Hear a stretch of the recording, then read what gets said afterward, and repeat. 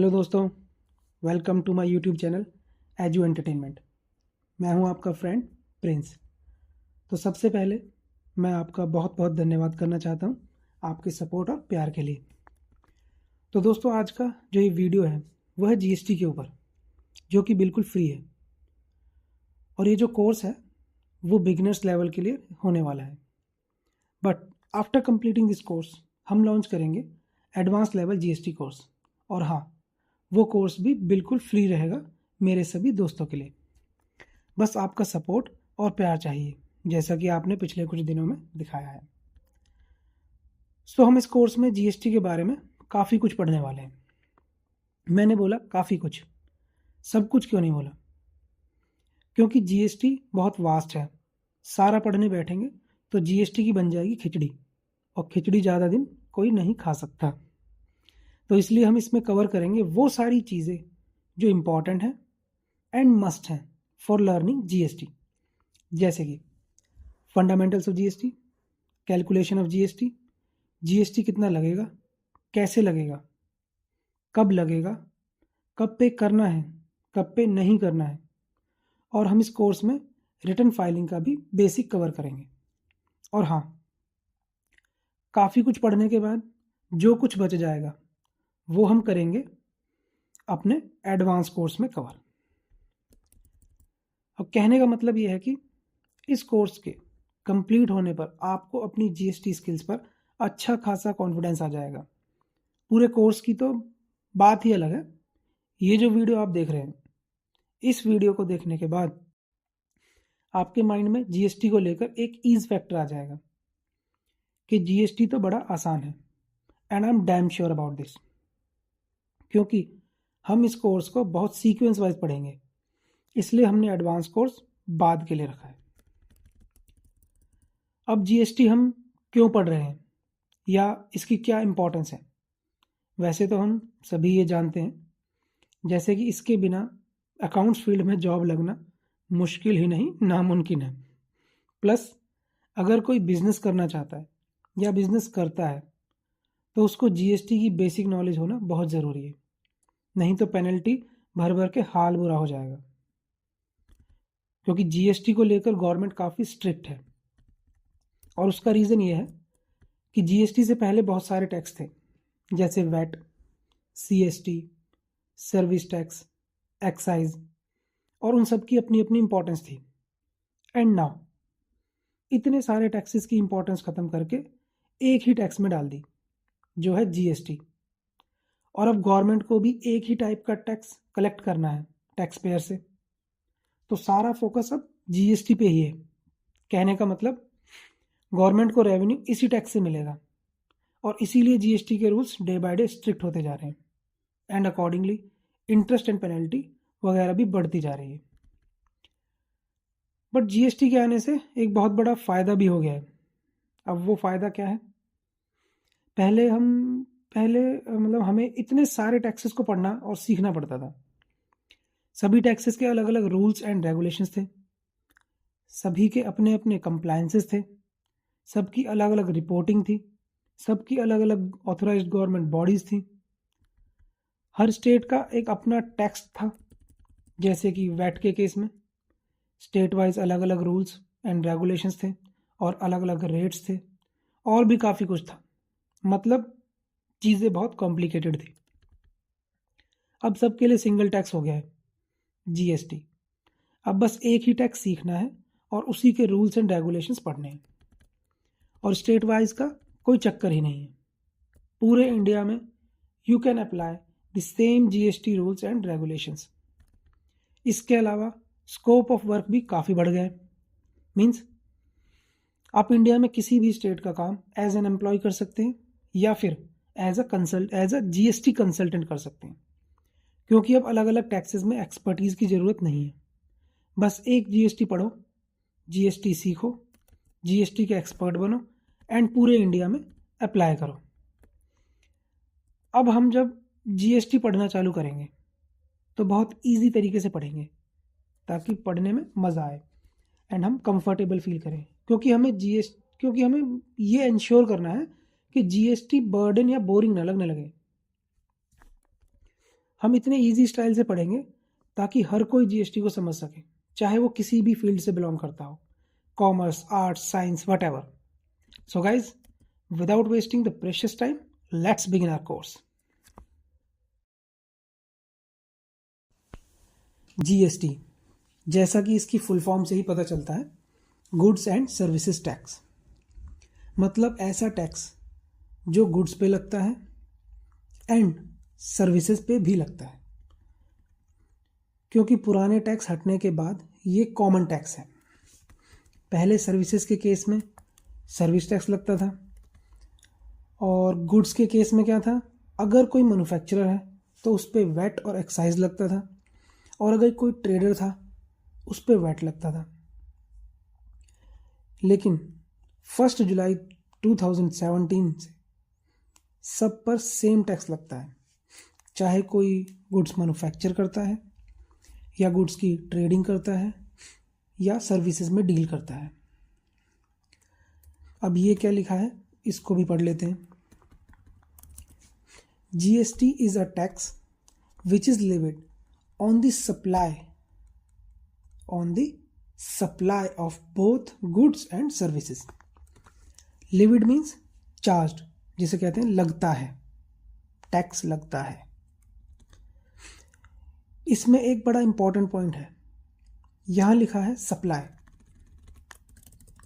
Supply of goods and services. अगर मैं normally बोलूं कि मिस्टर ए है कोई, वो कोई सामान बेचता है, तो उस पर जीएसटी चार्ज करेगा. मतलब mister A is selling the goods, but GST की डेफिनेशन में लिखा है सप्लाई, नॉट सेल. क्यों? वाई? तो दोस्तों, हमेशा के लिए आप ये ध्यान रखना कि पूरा जीएसटी इस सप्लाई वर्ड के ऊपर डिपेंड करता है. दैट इज, जीएसटी का अस्तित्व ही सप्लाई के बेस पे है. अगर हम जीएसटी के लॉ की बात करें तो उसके हिसाब से अगर कोई चीज़ सप्लाई की डेफिनेशन में नहीं आती है तो उस पर जीएसटी लागू नहीं होता. सप्लाई अपने आप में एक पूरा चैप्टर है जिसमें डिफाइन किया गया है कि सप्लाई किसको माना जाएगा और किसको नहीं माना जाएगा. कहने का मतलब यह है, if anything is not a supply, there is no question of GST. Simple. इसके एग्जाम्पल के लिए हम बोल सकते हैं, जैसे कि कोर्ट अगर कोई सर्विस देता है तो वो सप्लाई में कवर नहीं होता एंड उस पर जीएसटी नहीं लगता. बाकी सप्लाई के बारे में हम एडवांस कोर्स में डिटेल में पढ़ेंगे. अभी के लिए इतना ही काफ़ी है. तो आगे चलते हैं. अब हम बात करते हैं टाइप्स ऑफ टैक्सेस की. टैक्स जो है वो दो टाइप के होते हैं. एक होता है डायरेक्ट टैक्स और दूसरा होता है इनडायरेक्ट टैक्स. अब डायरेक्ट टैक्स क्या होता है? वो टैक्स जो हमारी कमाई हुई इनकम पे लगता है और हमारी पॉकेट से डायरेक्ट जाता है. मतलब सपोज हमने कुछ कमाया, मान लो सैलरी या किसी भी और तरह से हमारी इनकम हुई, तो उस पर इनकम टैक्स लगता है, जिसे हम इनकम टैक्स रिटर्न फाइल करते वक्त गवर्नमेंट को जमा करा देते हैं. तो इनकम टैक्स डायरेक्ट हमारी इनकम पे लगता है एंड डायरेक्ट हमारी पॉकेट से पे होता है. अब बात करते हैं इनडायरेक्ट टैक्स की. इनडायरेक्ट टैक्स क्या होता है? वो टैक्स जो हम कलेक्ट करते हैं कस्टमर से और गवर्नमेंट को जमा करवा देते हैं. मतलब हम कस्टमर की पॉकेट से टैक्स कलेक्ट करते हैं और गवर्नमेंट को देते हैं. तो यहाँ टैक्स लगा कस्टमर के ऊपर, बट उसने वो टैक्स गवर्नमेंट को नहीं दिया, हमें दिया, और हमने गवर्नमेंट को वो टैक्स जमा कराया. इसलिए इसे इनडायरेक्ट टैक्स बोलते हैं. जैसे कि मैं कोई सामान खरीदने जाऊं तो शॉपकीपर मुझसे अपने सामान की कॉस्ट लेगा, प्लस उसके ऊपर जीएसटी लेगा और वो जीएसटी गवर्नमेंट को जमा करवा देगा।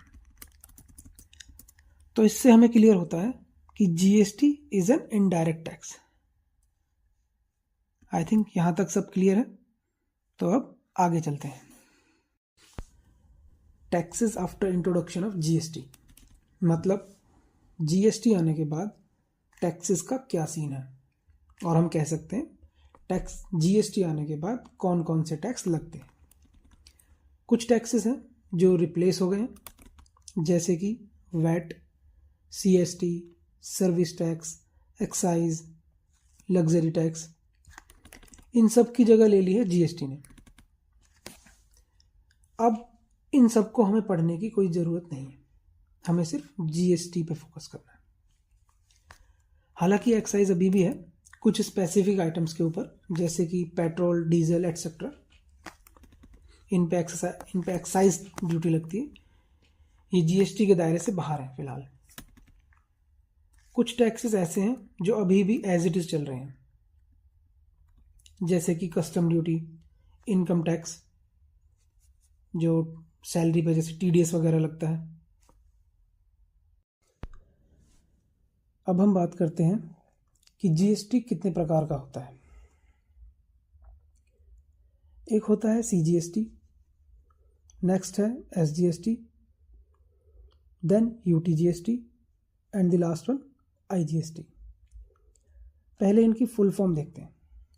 CGST, central goods and services tax. SGST, state goods and services tax. UTGST, union territory goods and services tax.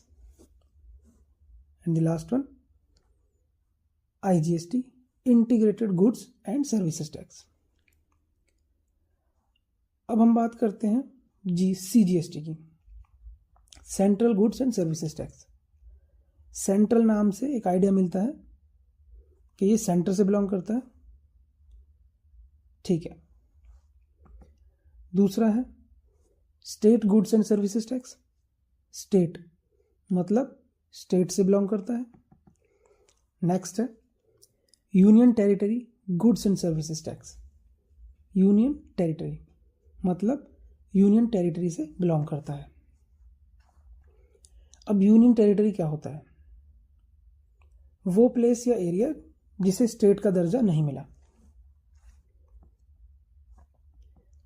India में टोटल 8 यूनियन टेरिटरीज हैं, जिसमें से सिर्फ 6 को ही यूनियन टेरिटरी माना जाता है for the purpose of GST.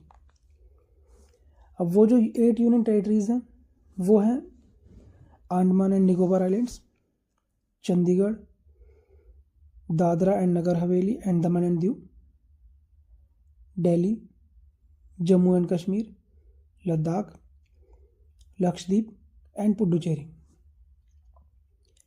इसमें से दिल्ली एंड जम्मू कश्मीर के अलावा सबको यूनियन टेरिटरी माना जाता है for the purpose of GST.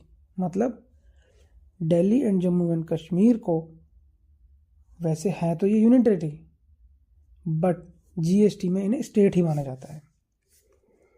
अब एक चीज़ ध्यान रखनी है, जब हम आगे कहीं भी एसजीएसटी की बात करेंगे तो वो अंडरस्टूड होगा कि यूटीजीएसटी के लिए भी सेम चीज़ है।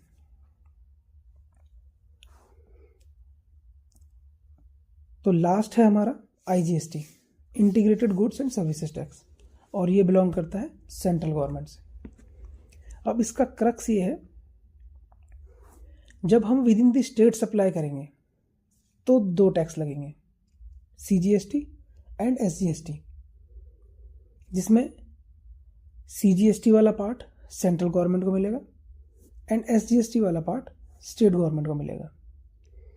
और जब हम आउटसाइड द स्टेट सप्लाई करेंगे तो टैक्स तो उतना ही लगेगा, बट एक ही लगेगा, आईजीएसटी, जो पूरा सेंट्रल गवर्नमेंट को मिलेगा। अब यहाँ कुछ नाइंसाफ़ी लग रही है स्टेट के साथ कि स्टेट में जो टैक्स लगेगा उसमें से सेंट्रल गवर्नमेंट को आधा मिलेगा, बट सेंट्रल गवर्नमेंट के टैक्स में से स्टेट को कुछ नहीं मिलेगा। अब उसका रीज़न है कि भाई सेंट्रल गवर्नमेंट को पूरी कंट्री को चलाना है, तो अकॉर्डिंगली फंड्स भी ज़्यादा चाहिए। सेंट्रल गवर्नमेंट को कंट्री एज अ होल सारे स्टेट्स को भी देखना होता है, इसीलिए स्टेट टैक्स का एक पार्ट सेंट्रल गवर्नमेंट अपने पास रखती है। आई थिंक क्लियर है। तो चलते हैं अपनी नेक्स्ट स्लाइड पे। Types of supply. सप्लाई की बात करें तो सप्लाई दो तरह से होती है। या तो हम अपने गुड्स और सर्विसेज को with in the state supply करेंगे या फिर आउटसाइड द स्टेट सप्लाई करेंगे। अगर with in the state supply करेंगे मतलब बेचेंगे तो उसे लोकल सप्लाई बोलेंगे या इंट्रा स्टेट सप्लाई बोलेंगे। जैसे कि हमने लास्ट स्लाइड में पढ़ा था कि लोकल या इंट्रा स्टेट सप्लाई होगी तो CGST लगेगा प्लस SGST लगेगा। एग्जाम्पल देखते हैं। अगर हम सेल करते हैं 1 लाख की सेम स्टेट में, मतलब लोकल सप्लाई, और GST रेट है 18%।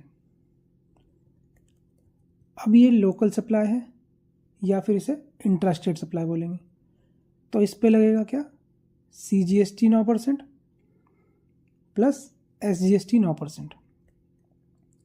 अब 1 लाख का 9% होता है 9,000, तो टोटल GST कितना लगा, CGST 9,000 प्लस SGST 9,000, टोटल 18,000।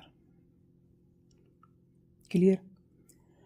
और अगर हम सेल करते हैं 1 लाख की अनदर स्टेट में या फिर आउटसाइड द स्टेट में और GST रेट है 18%,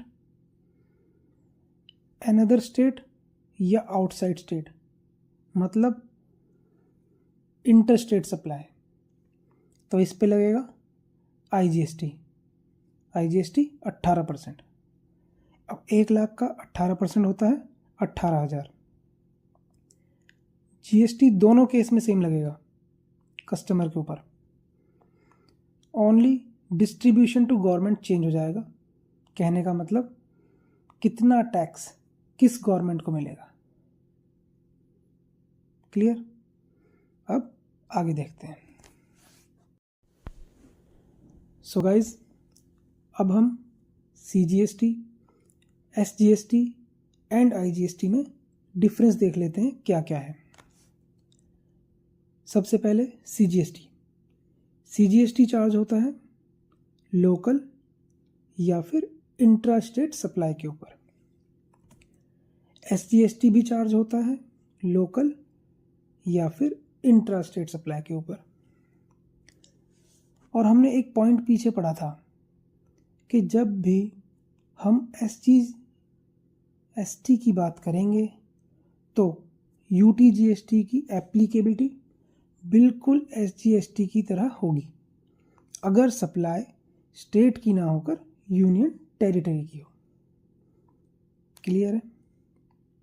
मतलब अगर हम किसी यूनियन टेरिटरी में GST की बात करेंगे तो वहाँ SGST की जगह UTGST लगेगा इन सिंपल वर्ड्स। अब आता है IGST। IGST चार्ज होता है इंटर स्टेट सप्लाई के ऊपर, मीन्स अगर सप्लाई आउटसाइड दी स्टेट हो रही है। नेक्स्ट पॉइंट है CGST किसको मिलता है, सेंट्रल गवर्नमेंट को। SGST किसको मिलता है, स्टेट गवर्नमेंट को। एंड लास्ट वन IGST किसको मिलता है, अगेन सेंट्रल गवर्नमेंट को। अब CGST ने रिप्लेस किन टैक्सेस को किया है, central excise and service tax को। SGST ने रिप्लेस किया है वैट को, लग्जरी टैक्स को एंड एंटरटेनमेंट टैक्स को। एंड आगे IGST ने रिप्लेस किया है सेंट्रल सर्विस टैक्स को। तो यहाँ हमें क्लियर होता है कि CGST, SGST एंड IGST में क्या क्या डिफरेंस है। Now let's go to next slide. So guys, अभी तक जो हमने पढ़ा है ये फ्लो चार्ट उसकी एक समरी है। तो चलिए इस फ्लो चार्ट के थ्रू अब तक का पूरा क्रक्स एक बार जल्दी से रिवाइज कर लेते हैं। कोई भी सप्लायर है, चाहे वो गुड्स की मैन्युफैक्चरिंग करता है या गुड्स की ट्रेडिंग करता है या सर्विसेज प्रोवाइड करता है, तीनों केसेस में एक ही चीज़ एप्लीकेबल होगी। वो क्या है?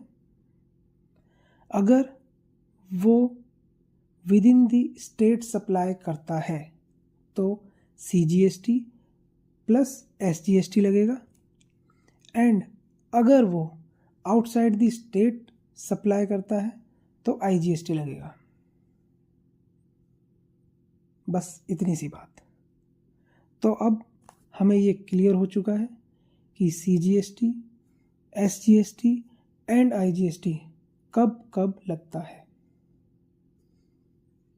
अब आगे चलते हैं। तो अब हम बात करते हैं GST रेट्स की। गवर्नमेंट ने 5 रेट्स ऑफ GST स्पेसिफाई किए हैं: 0%, 5%, 12%, 18% एंड 28%। इसके अलावा कोई दूसरा रेट चार्ज करता है तो वो बिल्कुल भी एप्लीकेबल नहीं होगा, मीन्स वो इनवैलिड होगा। अब इनमें से कौन सा रेट किस आइटम पे लगेगा ये गवर्नमेंट ने स्पेसिफाई किया हुआ है वाया डिटेल्ड लिस्ट। अब अगर हम बात करें 0% रेट की, तो 0% टैक्स लगेगा, मतलब टैक्स नहीं लगेगा। जनरल टर्म्स में तो यही सेंस निकलता है कि इन आइटम्स पे GST नहीं लगेगा, बट टेक्निकल टर्म्स में इसका मतलब अलग होता है, जिसके बारे में हम आगे कोर्स में डिटेल में पढ़ेंगे। अब कुछ आइटम्स हैं जिनके हम एग्जाम्पल ले लेते हैं जिन पर ये रेट्स लगते हैं। तो अगर हम बात करें 0% GST रेट, ये लगता है on fresh meat, fish, egg, vegetable, fresh fruits, milk, curd etcetera. 5% की बात करें तो ये लगता है on frozen food, cream, skimmed milk powder, branded cheese etcetera. 12% लगता है on butter, ghee, animal fat, medicines, fruit juices, tooth powder और भी। आपको इनको नोट करने की ज़रूरत नहीं है, ये बहुत लंबी लिस्ट है, हम जस्ट एक आइडिया ले रहे हैं। और ये list government time to time update भी करती रहती है। अब 18% लगता है on biscuits, pasta, cornflakes, jams, soups etcetera. And the last one 28% लगता है on chewing gums, white chocolates, instant coffee etcetera. तो it was just an overview कि हमें ये पता चल जाए कि आइडिया, जस्ट एन आइडिया कि 5%, 12%, 18%, 28% किस किस पे लगता है। Otherwise there is a detailed list that government updates time to time. I think यहाँ तक क्लियर है। तो आगे देखते हैं। अब हम नज़र डालते हैं GST के बेनिफिट्स के ऊपर, क्योंकि इन बेनिफिट्स की वजह से ही GST को लाया गया है। तो पहला बेनिफिट है कॉमन नेशनल मार्केट, मतलब पूरे इंडिया में GST के लिए same rules and regulations applicable हैं, जिसकी वजह से स्कोप ऑफ वर्क भी काफ़ी बढ़ गया है। जैसा कि हमने अभी थोड़ी देर पहले डिस्कस किया था कि कोई भी पर्सन पूरे इंडिया में किसी भी स्टेट में एज एन एम्प्लॉय या फिर एज अ जीएसटी कंसल्टेंट काम कर सकता है। और जीएसटी के आने से पहले हर स्टेट में अलग अलग टैक्सेस एंड उनके रूल्स एंड रेगुलेशंस थे, जिसकी वजह से बिजनेस करने में कॉम्प्लिकेशंस आती थी। और हाँ, अलग अलग टैक्सेस को पढ़ना और सीखने में भी काफ़ी दिक्कत आती थी। Now the next benefit is seamless flow of ITC input tax credit. इसके बारे में हम आगे कोर्स में बहुत डिटेल में पढ़ेंगे। It's a very large topic, but अभी इसका एक आइडिया लेते हैं। जीएसटी लॉ के हिसाब से अगर हम कोई सामान परचेज करते हैं एंड उस पर जीएसटी पे करते हैं, ये जो जीएसटी हमने एज अ कस्टमर पे किया है, यही आईटीसी या फिर इनपुट टैक्स क्रेडिट कहलाता है। और इस जीएसटी को हम वापस ले सकते हैं। वापस कैसे लेंगे? जब हम किसी कस्टमर को सामान सेल करेंगे, बेचेंगे, तो उस पर जीएसटी चार्ज करेंगे एंड कस्टमर से वो जीएसटी कलेक्ट करेंगे। अब सेल करते टाइम जो हमने जीएसटी कलेक्ट किया है, उसमें से वो जीएसटी के पैसे वापस ले लेंगे जो हमने परचेज के टाइम पे गवर्नमेंट को जमा किए थे। जीएसटी आने से पहले आईटीसी को वापस लेना काफ़ी कॉम्प्लिकेटेड था, बट नाउ गवर्नमेंट ने आईटीसी को क्लेम करना बहुत हद तक इजी कर दिया है। अब बाकी इसके जो आईटीसी के रूल्स हैं हम अपने आगे कोर्स में पढ़ेंगे। It's a very interesting and large topic. तो आगे चलते हैं। Next is reduced logistics and inventory cost. GST आने से पहले सामान एक जगह से दूसरी जगह भेजना काफ़ी दिक्कत वाला काम था। जैसे कि हर स्टेट के बॉर्डर पे अलग अलग टैक्सेस की चेकिंग होती थी, वो भी लंबी लंबी लाइन लगाकर, जिससे काफ़ी ज़्यादा टाइम वेस्ट होता था and as a result logistics cost भी काफ़ी बढ़ जाती थी। अब सिर्फ एक ही टैक्स है और उसमें भी ई वे बिल का कॉन्सेप्ट आ गया है, जिसमें सारी डिटेल्स ऑलरेडी गवर्नमेंट को शेयर की होती है एंड चेकिंग भी बहुत ईजिली हो जाती है और फालतू की चेकिंग में टाइम वेस्ट नहीं होता, और जिसकी वजह से लॉजिस्टिक्स की कॉस्ट कम हो जाती है, क्योंकि अननेसेसरी डिले काफ़ी हद तक कम होता है। तो जिस सामान को डिलीवर होने में 5 से 6 दिन लगते थे, अब वो 3 से 4 दिन में पहुंच जाता है। तो 2 दिन तक का लॉजिस्टिक्स का एक्स्ट्रा कॉस्ट जो है वो हमारी बच जाती है। अब बात करें इन्वेंट्री की कॉस्ट भी कम हो जाती है। वो कैसे? क्योंकि पहले सामान आने में काफ़ी टाइम लगता था, तो इन्वेंट्री ज़्यादा रखनी पड़ती थी। आउट ऑफ स्टॉक होने का खतरा बना रहता था, कहीं माल ख़त्म ना हो जाए, इन्वेंट्री ख़त्म ना हो जाए। अब सामान टाइमली पहुंच जाता है, तो इन्वेंट्री कम रखना भी पॉसिबल है, क्योंकि हमें पता है कि सामान टाइमली आ जाएगा। Then transparency and automation. अब चीज़ें ट्रांसपेरेंट हो गई हैं एंड ऑटोमेट भी हो गई हैं। सारा सिस्टम कंप्यूटराइज्ड है, सब चीज़ें डिजिटली विजिबल हैं, प्लस चीज़ें ऑटोमेटिकली कैलकुलेट हो जाती हैं। इसकी और क्लियरिटी मिलेगी जब हम जीएसटी की रिटर्न्स के बारे में पढ़ेंगे in our upcoming course. Okay, then mitigating of cascading effect. ये कास्केडिंग इफेक्ट क्या होता है?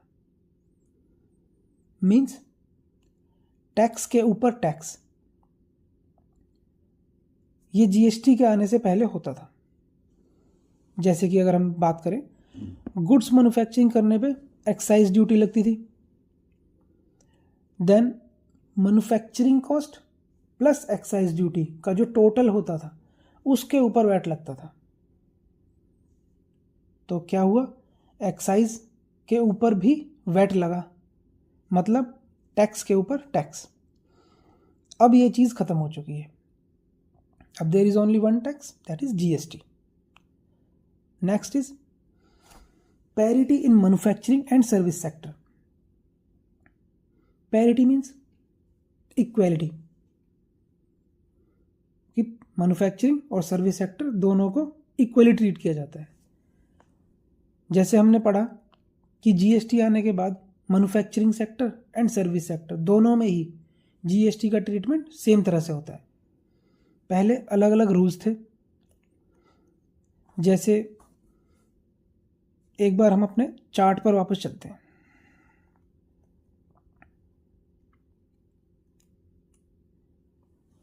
तो यहाँ इस चार्ट में हमने देखा कि चाहे कोई पर्सन गुड्स में डील करे या गुड्स की मैन्युफैक्चरिंग करे या सर्विसेज में डील करे, सब केसेस में सेम ही टैक्स लगेगा। अगर with in the state supply होती है तो सीजीएसटी प्लस एसजीएसटी लगेगा, और अगर आउटसाइड द स्टेट सप्लाई होती है तो आईजीएसटी लगेगा। I think clear. अब एक बट लगाते हैं हम यहाँ पे, बट। वो बट इसलिए कि अगर हम जीएसटी से आने से पहले की बात करें तो इसी चीज़ का क्या होता, दैट मीन्स कि पिक्चर किस तरह से होती, ये टैक्स की जो पिक्चर है किस तरीके से होगी। अभी तो हमने सिंपल सी बात करी कि सीजीएसटी प्लस एसजीएसटी लगाया या फिर आईजीएसटी लगा दिया। अगर जीएसटी से पहले की बात करते तो ये manufacturer, service provider, goods dealer के केसेस में क्या होता वो देखते हैं। अगर कोई गुड्स में डील करता एंड उसकी सप्लाई वो विद इन द स्टेट करता तो उसके ऊपर उस स्टेट का टैक्स वैट लगता। पहले वैट चलता था, वैट लगता। और अगर वो गुड्स की सप्लाई आउटसाइड द स्टेट करता तो उसके ऊपर सीएसटी लगता, that means central sales tax. अब बात करते हैं, अगर कोई पर्सन गुड्स की मैन्युफैक्चरिंग करता एंड उसकी supply within the state करता तो उसके ऊपर क्या लगता, एक्साइज प्लस वैट, दोनों टैक्स लगते हैं। और अगर कोई manufacturer supply outside the state करता तो उसके ऊपर excise plus central sales tax लगता, सीएसटी। एंड अगर हम सर्विसेज का केस देखें तो सर्विसेज के केस में टैक्स ही अलग लगता था जिसका नाम था सर्विस टैक्स।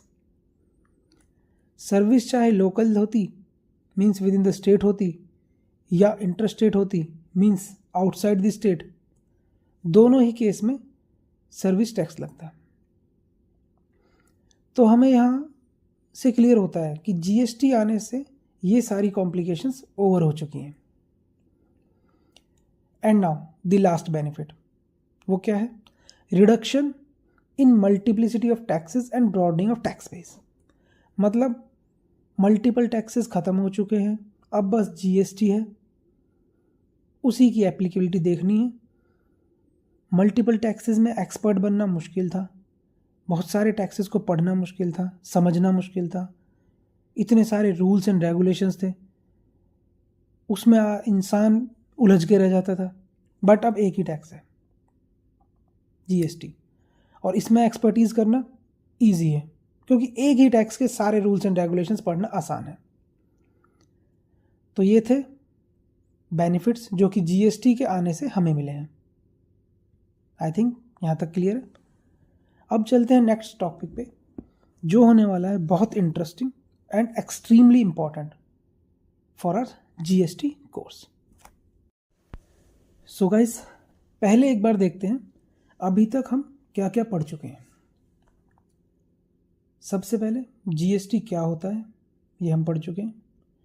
टैक्स कितने टाइप के होते हैं, डायरेक्ट एंड इनडायरेक्ट, और उससे हमें पता चला था क्या कि GST is an indirect tax. उसके अलावा जीएसटी आने के बाद कौन कौन से टैक्स एप्लीकेबल हैं, जीएसटी कितने टाइप के होते हैं, CGST, SGST UTGST and IGST, और इन सब में क्या क्या डिफरेंसेस हैं। इसके अलावा हम सप्लाई देख चुके हैं कि सप्लाई कौन कौन सी होती हैं, local supply and interstate supply. GST rates हम देख चुके हैं एंड बेनिफिट्स ऑफ GST के बारे में भी हम पढ़ चुके हैं। तो अब हम आगे चलते हैं। अब आपको थोड़ा सा ध्यान देने की ज़रूरत है, क्योंकि यहाँ हम पढ़ेंगे GST की वो चीज़ें जिसके बेस पे GST की वर्किंग एंड GST की कैलकुलेशन होती है। सो गाइज स्टार्ट करते हैं।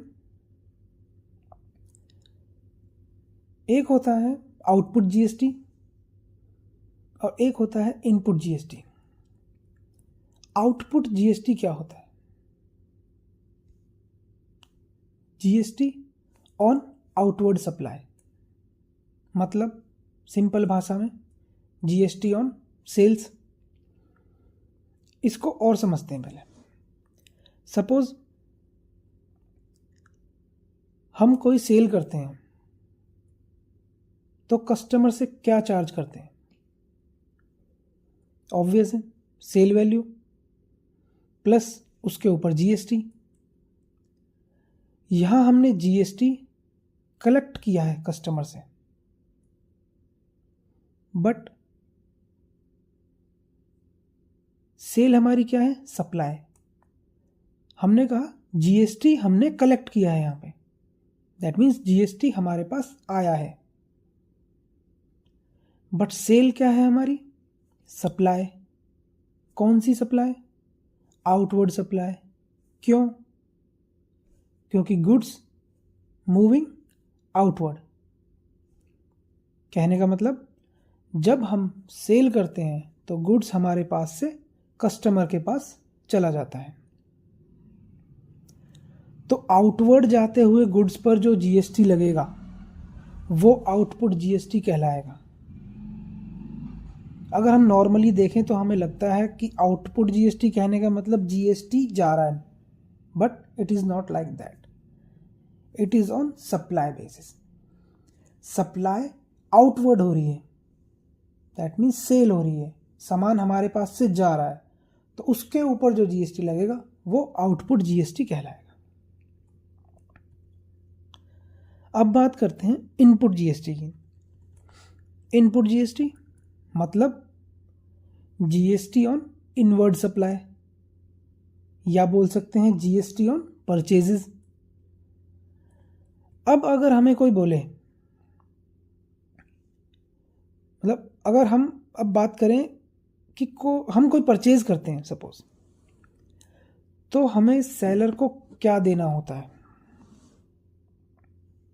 अगेन ऑब्वियस, उसकी सेल वैल्यू प्लस उसके ऊपर वो हमसे GST लेता है। यहाँ क्या हो रहा है? हमने GST अपनी पॉकेट से पे किया है, दैट मीन्स GST का अमाउंट हमारे पास से जा रहा है, और ऊपर वाले केस में क्या था? GST हमारे पास आ रहा था, यहाँ पे GST हमारे पास से जा रहा है, हमारी पॉकेट से जा रहा है। एंड अगर हम देखें परचेज हमारे लिए क्या है? अगेन सप्लाई है। कौन सी सप्लाई है? इनवर्ड सप्लाई, क्योंकि गुड्स मूविंग इनवर्ड। कहने का मतलब क्या? जब हम परचेज करते हैं तो गुड्स हमारे पास आते हैं, हेंस इनवर्ड आते हुए गुड्स पर जो GST लगेगा वो इनपुट GST कहलाएगा, सिंपल टर्म्स में। तो हमें क्या पता चला?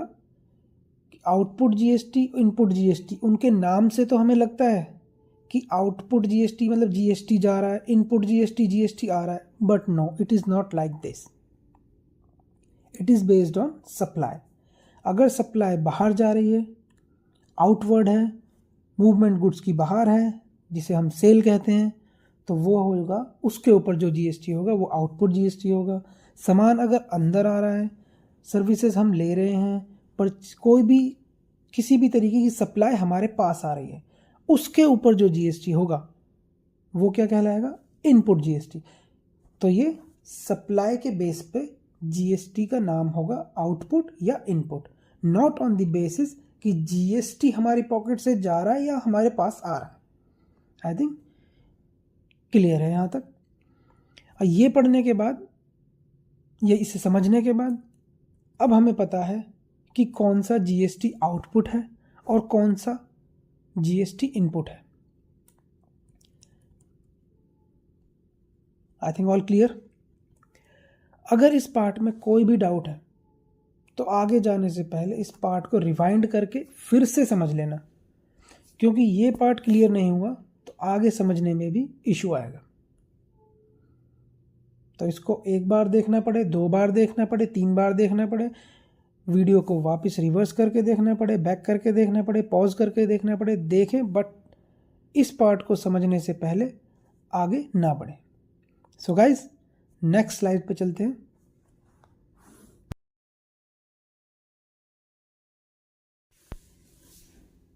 सो गाइज, अभी जो हमने पढ़ा है output GST and input GST, उम्मीद है आपने अच्छे से समझ लिया है, क्योंकि जीएसटी के अंदर सारा खेल इन्हीं दोनों का है।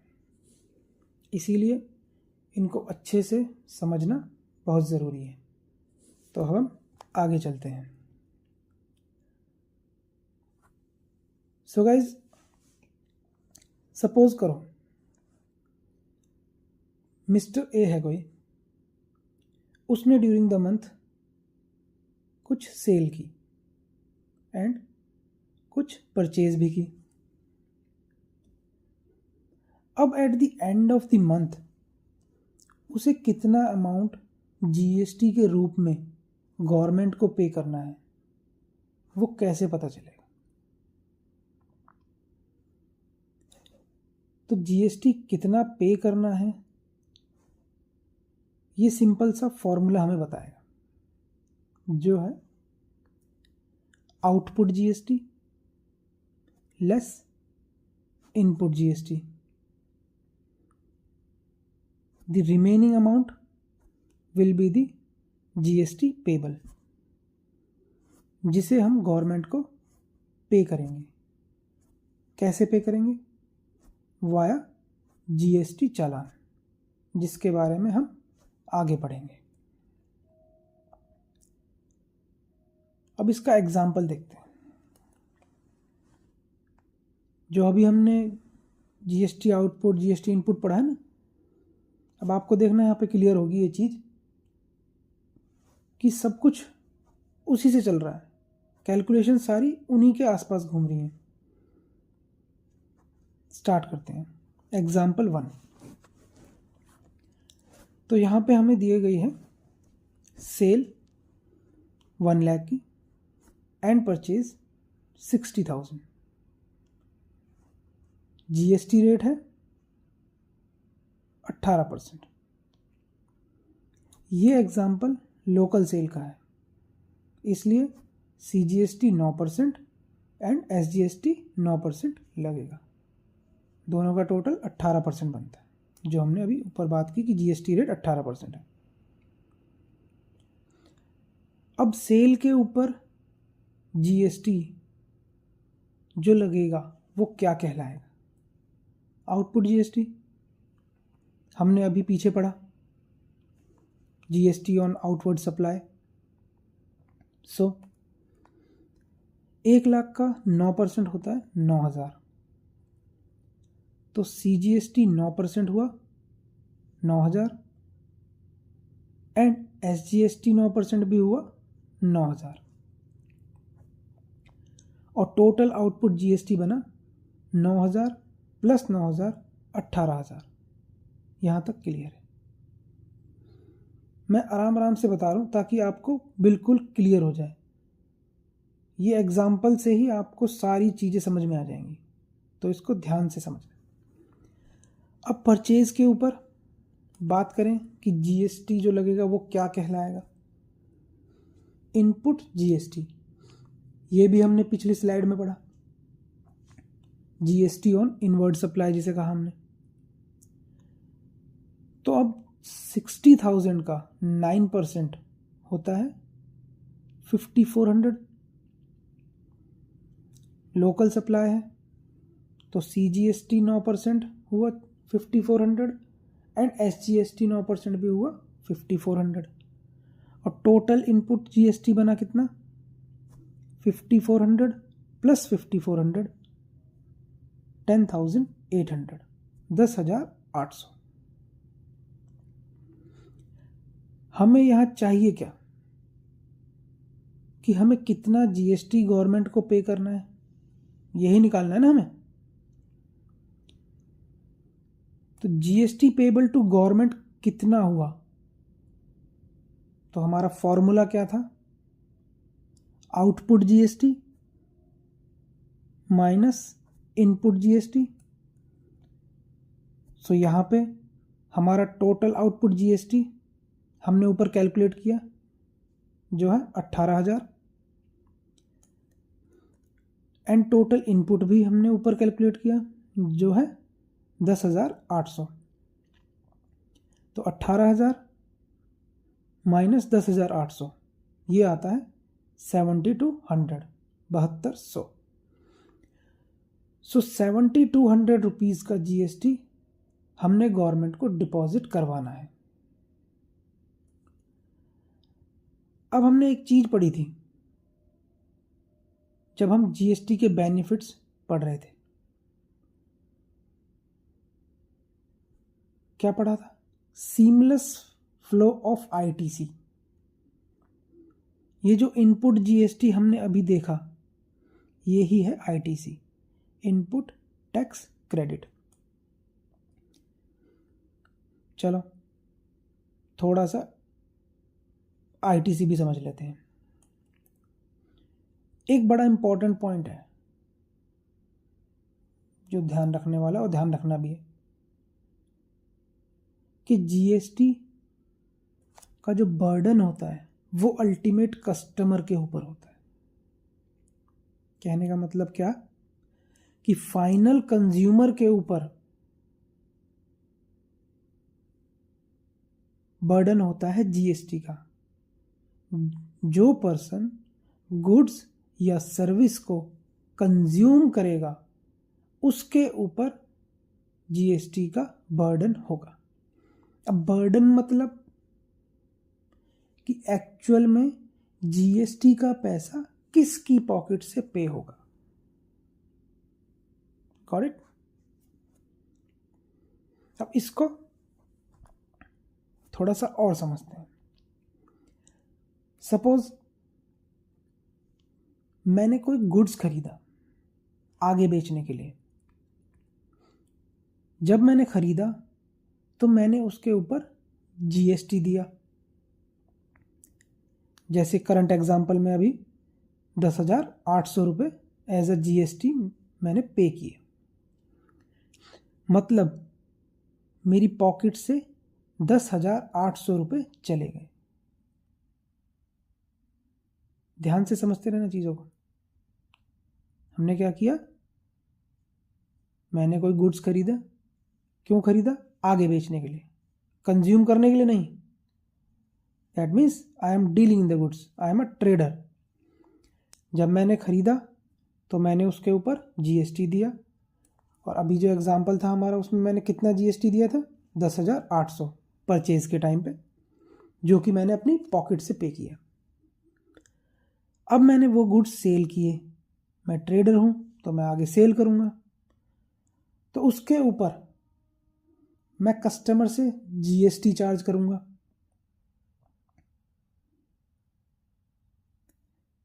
क्लियर भाई? जब मैं सेल करूँगा तो मैं GST चार्ज करूँगा। जैसे करंट एग्जांपल में कितना चार्ज हुआ, 18,000 सेल के ऊपर। अब अगर मैं देखूं गवर्नमेंट को, जो मेरी सेल वैल्यू है वो 1 लाख है, गवर्नमेंट को 1 लाख की वैल्यू पर कितना GST मिलना चाहिए। दैट मीन्स मेरे पास को जो सामान है उसकी वैल्यू 1 लाख है, मैं उसको बेचूंगा तो गवर्नमेंट को कितना टैक्स मिलना चाहिए, और GST रेट उसके ऊपर 18% लगता है। तो क्लियर बात है, 1,00,000 का 18% कितना हुआ? 18,000 रुपये। अब हमारे एग्जाम्पल में हम गवर्नमेंट को ऑलरेडी 10,800 दे चुके हैं। कब दिया हमने? At the time of purchase. अब अगर जो जीएसटी हमने कस्टमर से कलेक्ट किया है, मतलब 18,000 रुपये जो हमने कस्टमर से लिए, वो भी अगर हम गवर्नमेंट को दे देंगे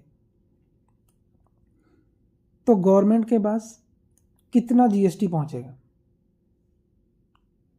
पहले हमने 10,800 दे दिए अपनी पॉकेट से, अब कस्टमर की पॉकेट से हमने 18,000 रुपये लिए और वो भी गवर्नमेंट को दे दिए, तो गवर्नमेंट के पास कितने पहुंच गए?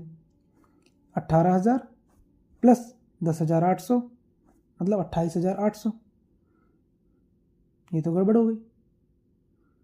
क्यों? क्योंकि भाई हमारी सेल वैल्यू, हमारी जो वैल्यू थी सेल की, वो 1,00,000 थी। 1,00,000 के ऊपर 18% जीएसटी लगेगा तो वो 18,000 बनता है।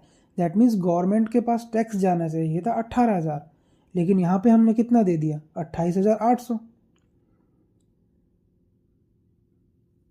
तो गवर्नमेंट कहती है कि अगर आप फाइनल कंज्यूमर नहीं हैं तो जो जीएसटी आपने परचेज करते वक्त पे किया था वो आप वापस ले लो।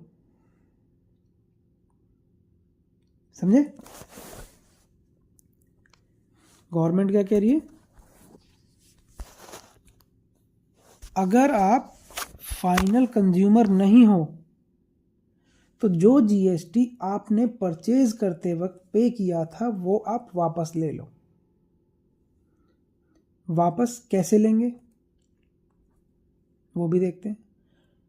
जो जीएसटी परचेज के टाइम पे हमने पे किया, परचेज के टाइम पे पे किया मतलब इनपुट जीएसटी,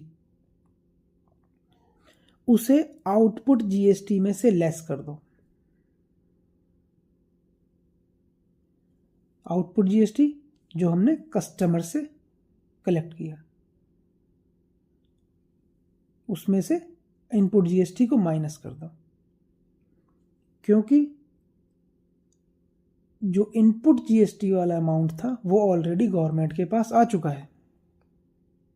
तो सिंपल वर्ड्स में क्या करा कि जो टैक्स हमने कलेक्ट किया उसमें से वो माइनस कर दो जो टैक्स हमने पे किया।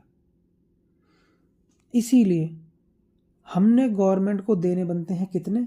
हमारे एग्जाम्पल में अगर हम बात करें 18,000 माइनस 10,800।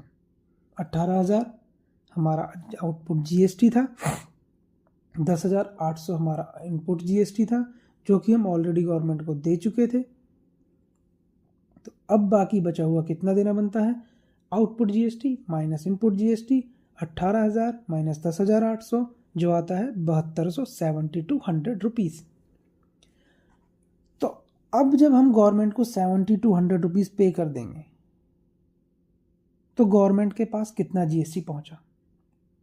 10,800 जो हमने परचेज के टाइम पे दिया प्लस 7,200 जो हमने अब कैलकुलेट किया, और इनका टोटल बनता है 10,800 प्लस 7,200 18,000।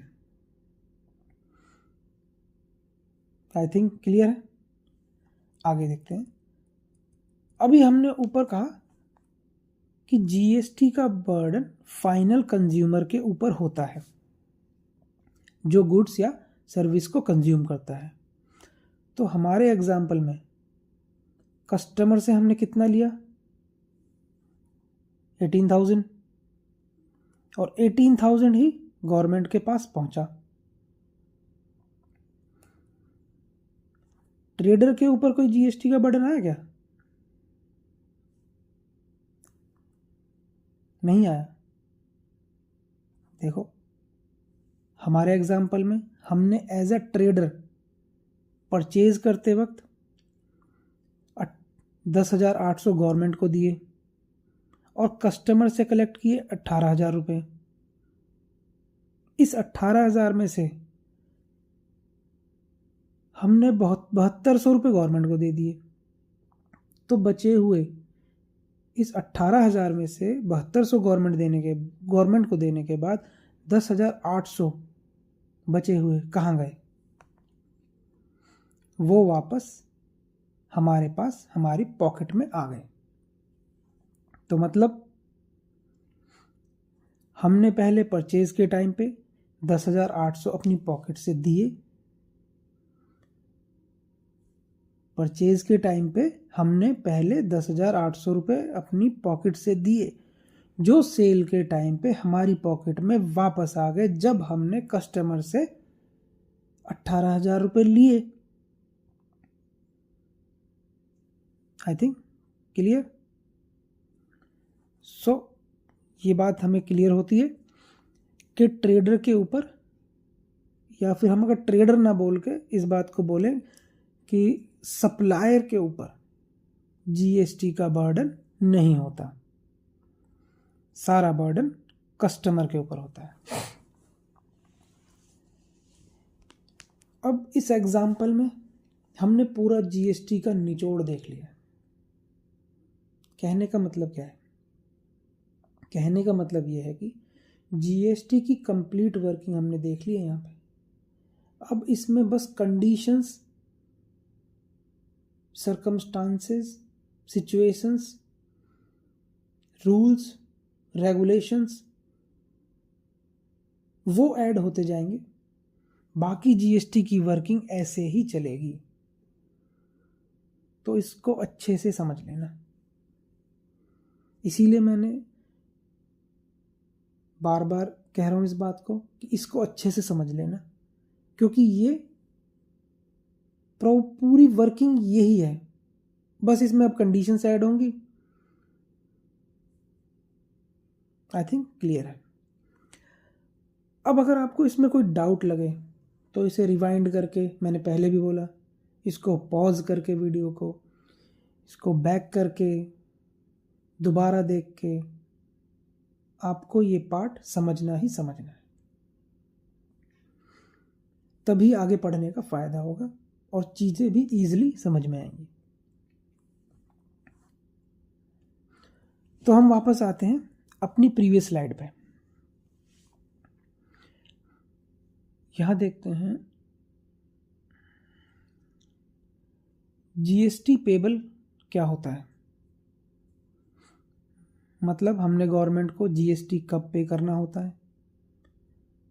जब आउटपुट जीएसटी इनपुट जीएसटी से ज़्यादा होता है। हमने यही पढ़ा ना कि जीएसटी पेबल क्या होता है? Output GST minus input GST. भाई बैलेंस कब बचेगा? जब आउटपुट जीएसटी ज़्यादा होगा और इनपुट जीएसटी कम होगा। 100 रुपये आउटपुट जीएसटी है, 80 रुपये इनपुट जीएसटी है, तो बचा हुआ 20 रुपये तभी तो पे करेंगे। क्लियर? अब जैसा कि हमने प्रीवियस एग्जांपल में देखा, आउटपुट जीएसटी था, इसको हम दोबारा से समझ रहे हैं ताकि कॉन्सेप्ट पूरा डीपली क्लियर हो जाए हमारा। आउटपुट जीएसटी था 18,000 एंड इनपुट जीएसटी था 10,800। मतलब आउटपुट जीएसटी ज़्यादा है इनपुट जीएसटी से, इसलिए हमने क्या किया, 18,000 माइनस 10,800 क्या आया हमारा? 7200 हमने गवर्नमेंट को जमा करा दिया। अब अगर इसी का उल्टा हो, उल्टा कैसे? इनपुट जीएसटी ज़्यादा हो और आउटपुट जीएसटी कम हो, तो क्या होगा? उस केस में हमारे पास इनपुट जीएसटी का कुछ बैलेंस बचेगा।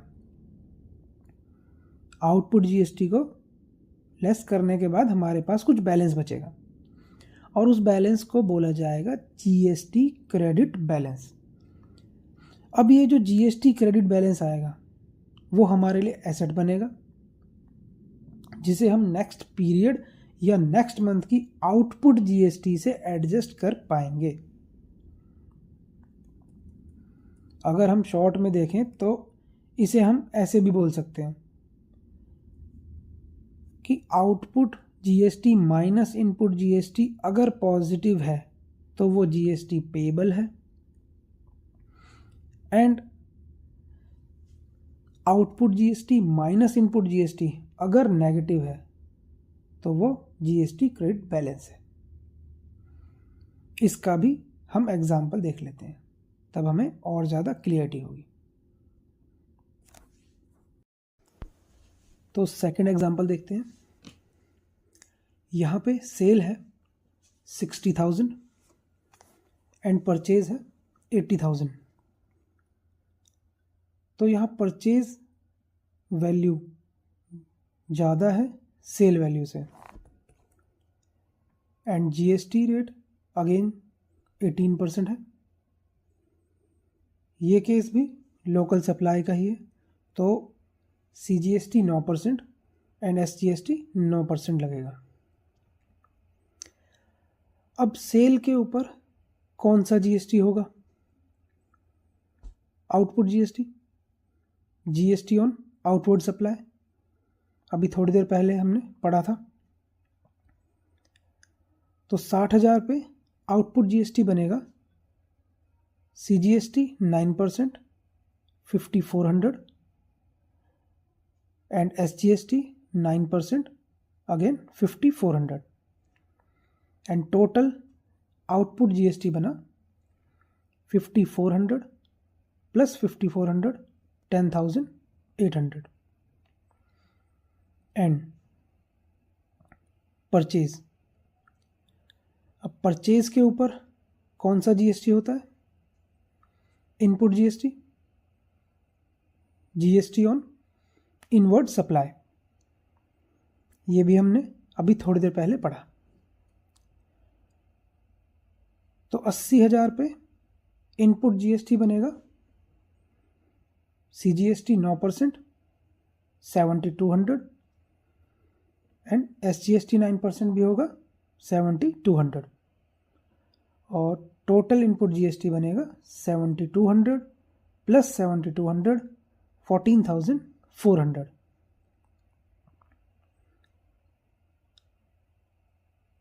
अब हमें निकालना क्या है यहाँ पे?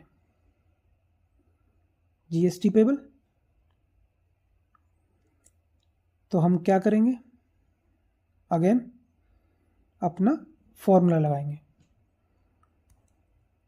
जो है आउटपुट जीएसटी में से इनपुट जीएसटी माइनस। अब हमारे पास टोटल आउटपुट जीएसटी 10,800 है, अभी हमने कैलकुलेट किया, एंड टोटल इनपुट जीएसटी है 14,400। तो अब हम 10,800 आउटपुट जीएसटी में से माइनस करेंगे 14,400 इनपुट जीएसटी, तो ये आएगा -3,600 3,600 नेगेटिव। हमने क्या पढ़ा था कि जब output GST minus input GST negative आता है तो वो जीएसटी क्रेडिट बैलेंस होता है। अगर पॉजिटिव फिगर आती तो वो बनता जीएसटी पेबल और वो अमाउंट हमें एज अ जीएसटी गवर्नमेंट को पे करना पड़ता। सो हमारे पास यहाँ फिगर आई है नेगेटिव, तो इस केस में हमें गवर्नमेंट को कुछ भी पे नहीं करना, बल्कि नेक्स्ट टैक्स पीरियड या नेक्स्ट मंथ के आउटपुट टैक्स में से ये जीएसटी क्रेडिट बैलेंस एडजस्ट हो जाएगा। ये बात हुई जीएसटी क्रेडिट बैलेंस की। यहां हमारा सेकंड एग्जांपल ओवर होता है। आई थिंक यहां तक सब क्लियर है, लेकिन अब इम्पॉर्टेंट पॉइंट ये आता है कि इस जीएसटी क्रेडिट बैलेंस की एडजस्टमेंट नेक्स्ट टैक्स पीरियड में कैसे होगी।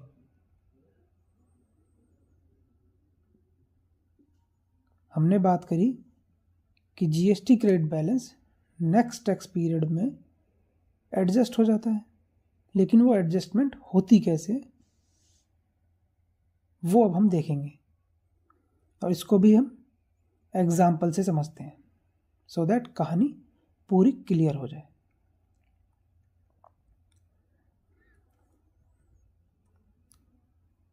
तो हम आते हैं अपने नेक्स्ट एग्जाम्पल में। अब जो हमारा ये एग्जाम्पल है इसमें हम सेल एंड परचेज की बात नहीं करेंगे, बल्कि हम सीधा output GST and input GST की बात करेंगे ताकि समझना इजी हो जाए एंड ज़्यादा टाइम भी ना लगे।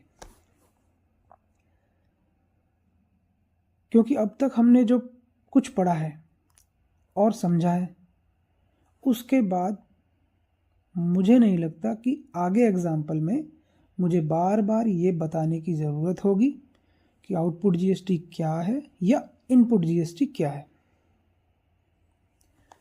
अगर इसके रिगार्डिंग आपको कोई भी डाउट होता है तो आप वीडियो को बैक करके दोबारा देखें और समझें, और फिर भी कोई डाउट हो तो कमेंट में लिखें, मैं रिप्लाई करने की पूरी कोशिश करूँगा। तो स्टार्ट करते हैं। यहाँ हम अप्रैल मंथ से स्टार्ट करके जून मंथ तक की वर्किंग करेंगे, जिससे output GST and input GST का ट्रीटमेंट क्लियरली समझ में आ जाए।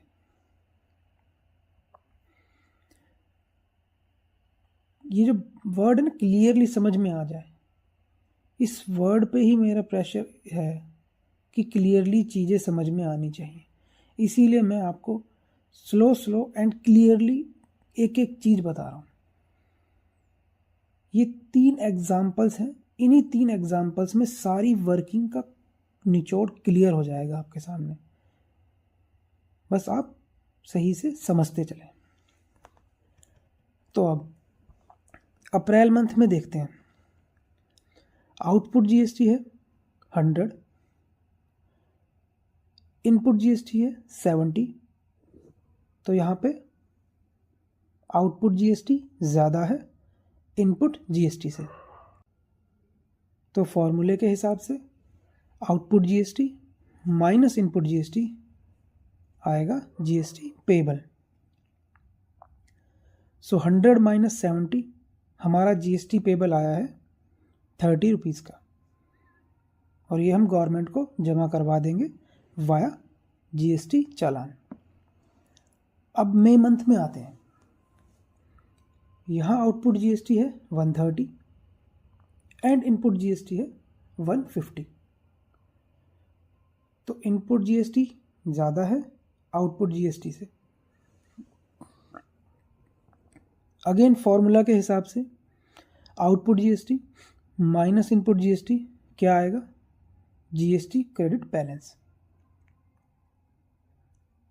सो 130 माइनस 150 आता है क्या, -20। तो ये बना हमारा जीएसटी क्रेडिट बैलेंस। यहाँ हमने गवर्नमेंट को कुछ भी पे नहीं करना है। ये credit balance next tax period में क्या होगा, एडजस्ट होगा। आगे देखते हैं जून मंथ में। यहाँ आउटपुट जीएसटी है 300 एंड इनपुट जीएसटी है 250।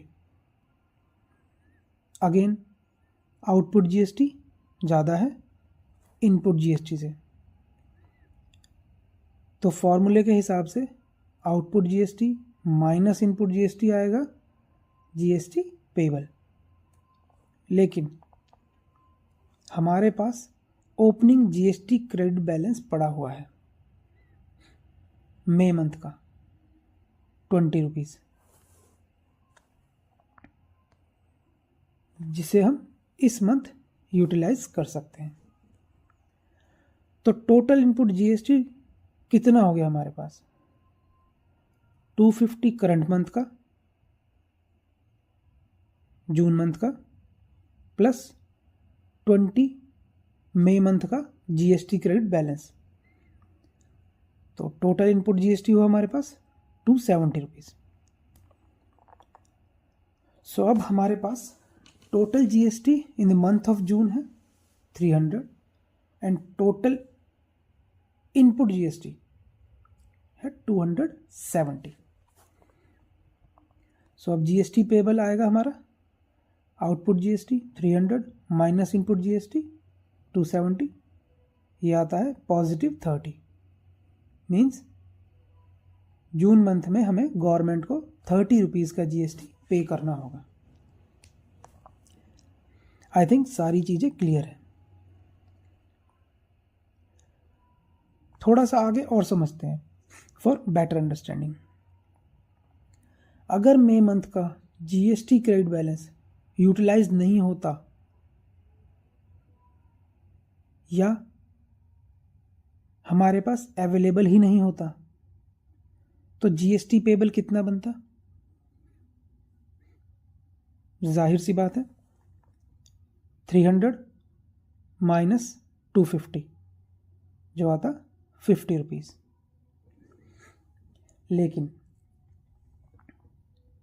अब अगर हम माने कि मई मंथ का जीएसटी क्रेडिट बैलेंस 20 रुपीज़ ना होकर 60 रुपीज़ होता तो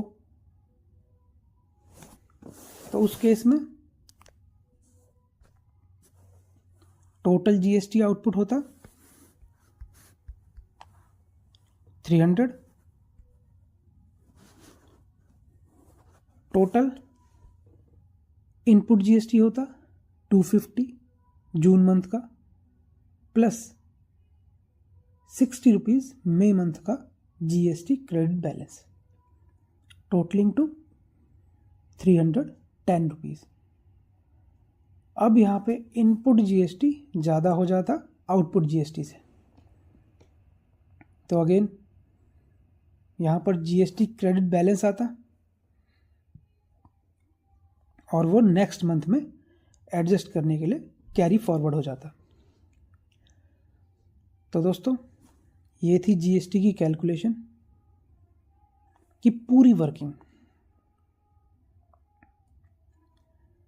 इन तीनों एग्जाम्पल्स को 2-3 बार अच्छे से रिवाइज कर लेना, वीडियो को पॉज करके या रिवाइंड करके, क्योंकि इन तीनों एग्जाम्पल्स में हमने सारा कवर कर लिया है। पहले हमने जीएसटी पेबल निकालना सीखा, फिर हमने जीएसटी क्रेडिट बैलेंस निकालना सीखा, फिर थर्ड एग्जाम्पल में हमने जीएसटी क्रेडिट बैलेंस को यूटिलाइज करना या एडजस्ट करना सीखा। इसी तरीके से एक्चुअल वर्ल्ड में वर्किंग होती है जीएसटी की। बस क्या होता है, कंडीशंस, सिचुएशंस और सर्कमस्टांसेस अलग अलग होते हैं, उसके अकॉर्डिंग चीज़ों को मॉडिफाई करना होता है। Otherwise the working will remain same जो हमने यहाँ पे की है। तो अब आगे चलते हैं। सो गाइज अब हम बात करने वाले हैं जीएसटी रजिस्ट्रेशन के बारे में। जीएसटी में रजिस्ट्रेशन अब हर किसी को तो नहीं करवाना होता है, तो करवाना किसको होता है? गवर्नमेंट ने इसके लिए एक थ्रेशहोल्ड लिमिट बनाई है। थ्रेशहोल्ड लिमिट क्या होती है? अगर जनरल टर्म्स में कहें तो कोई एक वैल्यू या कोई एक लेवल या फिर कोई एक अमाउंट जिसे स्पेसिफाई कर दिया जाए या कह सकते हैं कि फिक्स कर दिया जाए, और अगर वो वैल्यू या लेवल या अमाउंट क्रॉस हो जाए तो कोई एक स्पेसिफिक रूल लागू हो जाए। इन सिंपल वर्ड्स कि अगर लिमिट क्रॉस हो जाए तो ये वाला रूल लग जाए, बस। तो जीएसटी के केस में भी गवर्नमेंट ने कुछ लिमिट स्पेसिफाई की है। और वो लिमिट है किसके ऊपर? On amount of aggregate turnover, कि अगर किसी पर्सन की एग्रीगेट टर्नओवर उस लिमिट को क्रॉस कर दे तो जीएसटी में रजिस्ट्रेशन करवाना कंपलसरी हो जाता है। अब एक चीज और देखते हैं कि जीएसटी रजिस्ट्रेशन पर्पस के लिए गवर्नमेंट ने कुछ स्टेट्स को स्पेसिफाई किया हुआ है as a special category states, क्योंकि इन स्टेट्स में या तो हिली एरियाज ज़्यादा हैं, या पॉपुलेशन कम है, या ऐसी और कंडीशंस हैं जिसकी वजह से बिजनेस ज़्यादा बड़े लेवल पे नहीं हो पाता। तो इसलिए गवर्नमेंट ने इन स्टेट्स में थ्रेशहोल्ड लिमिट नॉर्मल स्टेट से अलग रखी है, बेसिकली कम रखी है। ऐसे टोटल 11 स्टेट्स हैं जो स्पेशल कैटेगरी के अंदर आते हैं। अरुणाचल प्रदेश, आसाम, हिमाचल प्रदेश, मणिपुर, मेघालय, मिजोरम, नागालैंड, सिक्किम, त्रिपुरा, उत्तराखंड एंड तेलंगाना। तो अब हम थ्रेशहोल्ड लिमिट देखते हैं नॉर्मल स्टेट्स में एंड स्पेशल कैटेगरी स्टेट्स में। गवर्नमेंट ने जो थ्रेशहोल्ड लिमिट बनाई है वो वेरी करती है ऑन द बेसिस कि पर्सन किस में डील करता है, ओनली गुड्स में डील करता है या ओनली सर्विसेज में डील करता है, या फिर गुड्स एंड सर्विसेज दोनों में डील करता है। तो बात करते हैं, अगर कोई पर्सन डील करता है ओनली इन गुड्स तो उसकी थ्रेशहोल्ड लिमिट है 40 lakhs in case of normal states and 20 lakhs in case of special category states, जो हमने अभी डिस्कस किए थे। एंड अगर कोई पर्सन डील करता है ओनली इन सर्विसेज तो उसकी लिमिट है 20 lakhs in case of normal states and 10 lakhs in case of special category states. और अगर कोई पर्सन डील करता है इन गुड्स एंड सर्विसेज बोथ तो उसकी लिमिट है 20 lakhs in case of normal states and 10 lakhs in case of special category states. एक condition और है, अगर कोई पर्सन डील करता है गुड्स में या सर्विसेज में या गुड्स एंड सर्विसेज दोनों में, बट वो इंटरस्टेट डील करता है, मतलब आउटसाइड दी स्टेट डील करता है, तो उसके लिए जीएसटी में रजिस्ट्रेशन करवाना कंपलसरी है, चाहे सेल कितनी भी हो, मतलब एग्रीगेट टर्नओवर चाहे कितनी भी हो। इस केस में 10 lakhs, 20 lakhs या फिर 40 lakhs की लिमिट एप्लीकेबल नहीं है। अब एक रजिस्ट्रेशन और होता है, वॉलंटरीली रजिस्ट्रेशन, मतलब अगर कोई वॉलंटरीली जीएसटी में रजिस्ट्रेशन करवाना चाहता है then he can do. Again there is no limit specified. Voluntarily registration कोई पर्सन क्यों करवाएगा? एक रीज़न तो होता है अगर वो ITC means input tax credit claim करना चाहता है, मतलब अगर कोई पर्सन जीएसटी में रजिस्टर्ड नहीं है फॉर द रीज़न कि उसकी एग्रीगेट टर्नओवर थ्रेशोल्ड लिमिट से कम है और वो कोई परचेज करता है फॉर बिजनेस पर्पस एंड उस परचेज पे वो पर्सन जीएसटी पे करता है। अब अगर वो पर्सन उस इनपुट टैक्स क्रेडिट को, दैट मीन्स उस जीएसटी को जो उसने परचेज के ऊपर पे किया है, उसको क्लेम करना चाहता है, तो वो ऐसा तभी कर सकता है जब वो जीएसटी में रजिस्ट्रेशन करवाए।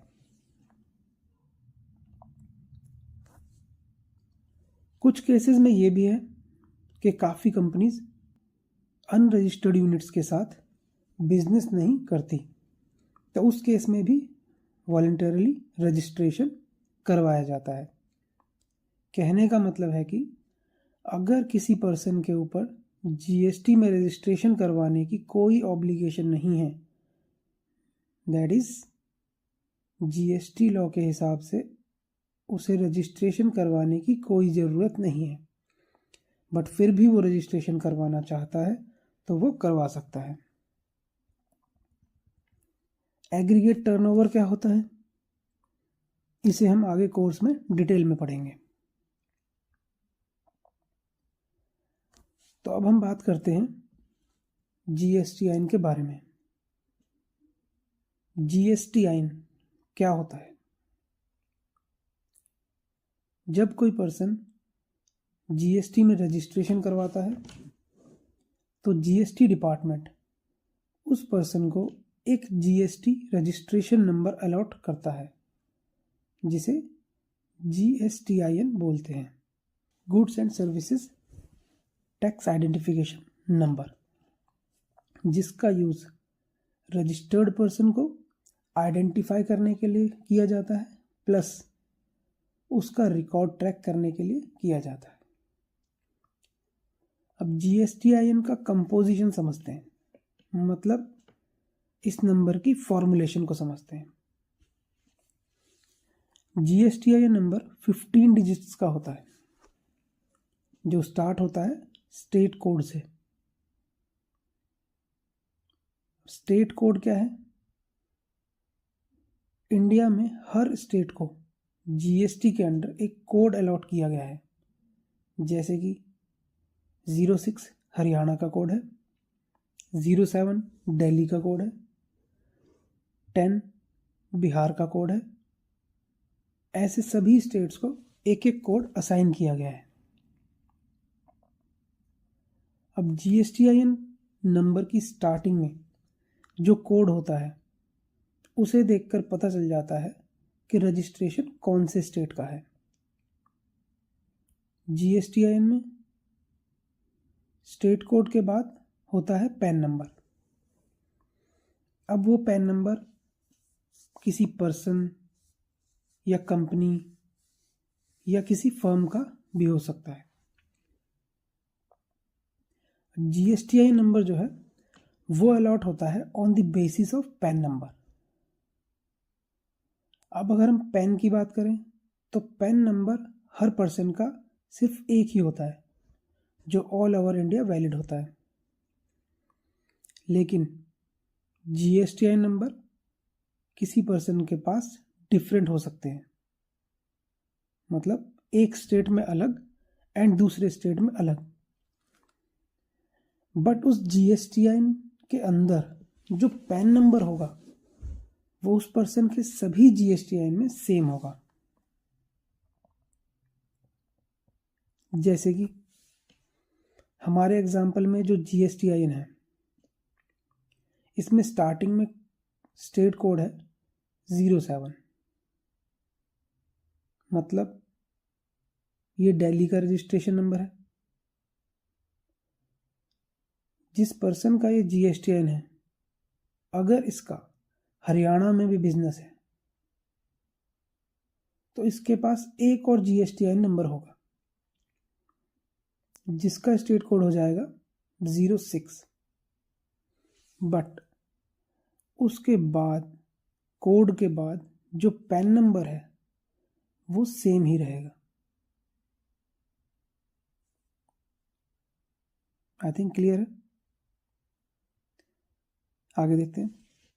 अब पैन नंबर के बाद ये 1 है, इसका मतलब है कि सेम पैन नंबर कितने लोगों के पास है, और एक पैन नंबर एक ही पर्सन के पास हो सकता है।